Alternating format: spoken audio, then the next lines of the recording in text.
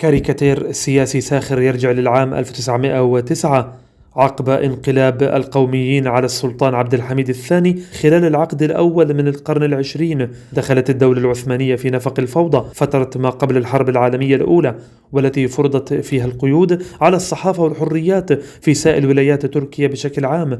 في الصورة نشاهد كاريكاتير ساخر من مجلة داوول عدد مايو من عام 1909 ميلادي لشيخ يجلس وحيدا يتحدث مع ببغاء وقط فيقول: وماذا عن اسطنبول؟ ومتى يمنحونني الحرية؟ عليك الانتظار 33 سنة أخرى. ماذا تقول؟ كيف لي أن أنتظر حتى ذلك الحين؟ وكيف أعيش؟ أوه، ماذا سيكون؟